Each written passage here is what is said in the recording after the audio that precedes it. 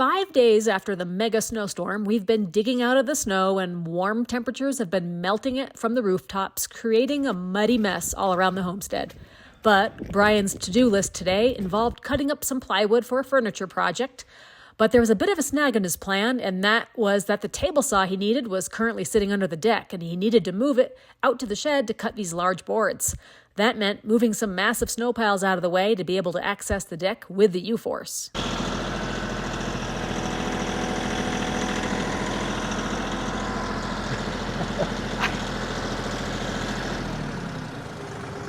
Looks like you're stuck. I'm stuck. It wants to lift it and flip it right over. Without that front loader, you don't quite have the leverage you need to get back up this little slope. Yeah, you know, that loader is so heavy, I get a lot of counterbalance. There's no weight on the front end. So, yikes. See if we can winch it out. You're going to try to use the U Force winch to see if it'll pull? Yeah. All right. See if it'll winch it out by itself. Might have to winch and drive it at the same time.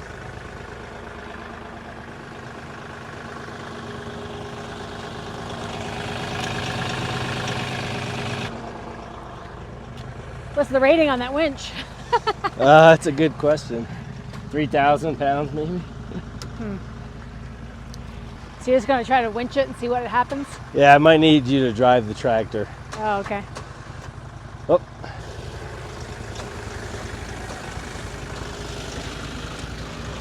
No, it's pulling the U Force.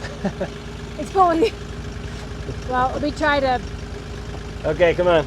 come up a little bit.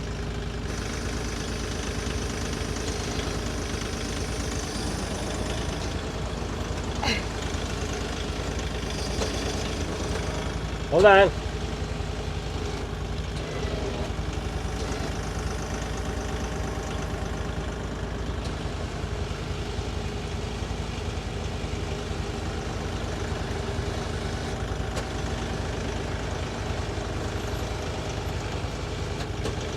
Okay, that's good.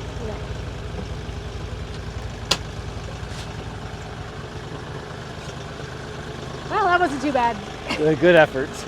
Needs to grab the saw down there, but there's no way to really go get it because all the snow's here, and there was a gigantic berm you had to get rid of with a snowblower.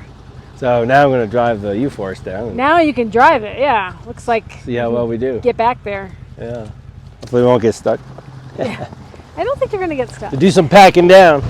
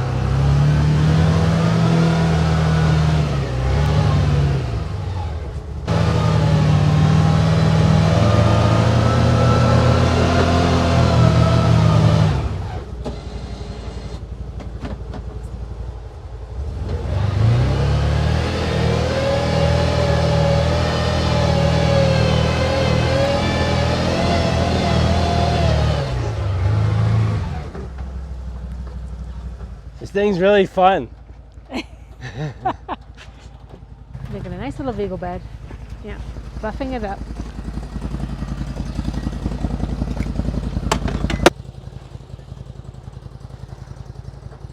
Gotta get that table saw back to the shed.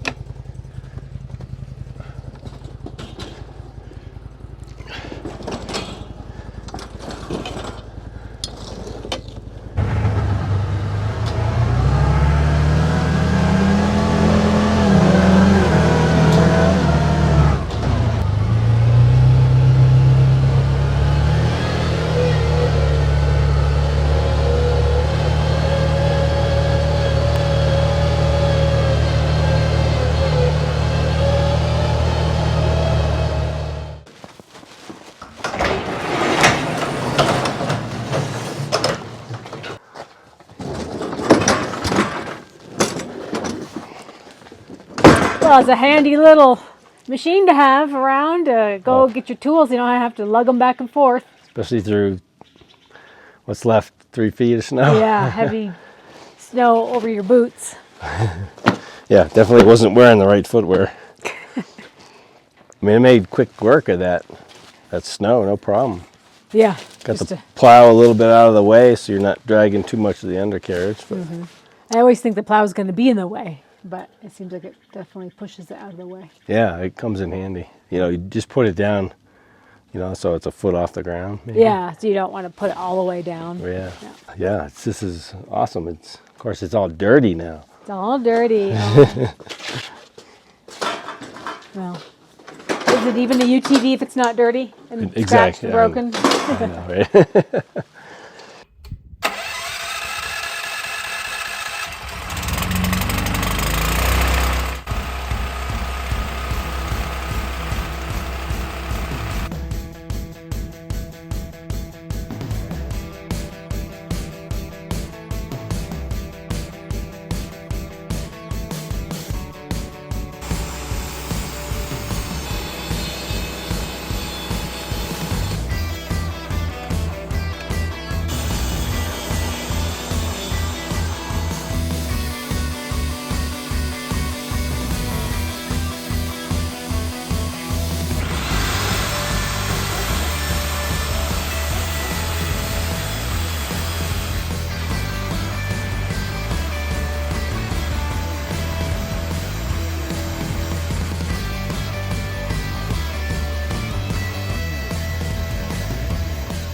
So I think Brian is deciding between starting assembly or taking a break. And I think taking a break just won.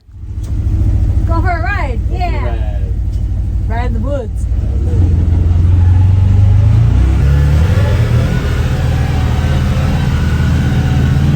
The storm dropped somewhere near 5 feet of snow at our place, but the majority of it has compressed into about 2 to 3 feet of heavy, wet stuff. Additionally, there was already 2 feet of snow in the woods, so we're really putting the U Force and the snow tracks to the test by riding in on the trails that have been untouched since the storm. We were curious to see how the U Force would handle not only the very deep snow, but also judge the capability of the plow.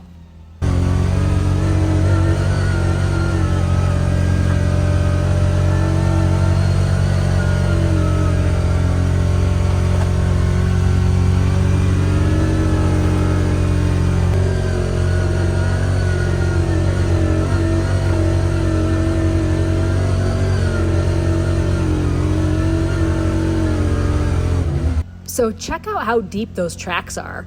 They're so deep that you can see in the middle where the body of the U Force is dragging, making some ruts there. So we're definitely at the maximum depth of snow. Riding on it definitely feels kind of like surfing with the back and forth swaying of the machine.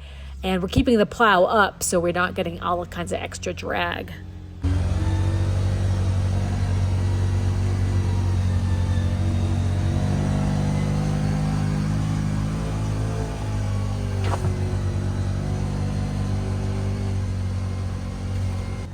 Now we're going into a little bit of uncharted territory. Definitely no tracks here, so breaking trail on a very sloped trail. And while we're rocking back and forth, as you can see, and we're about to come up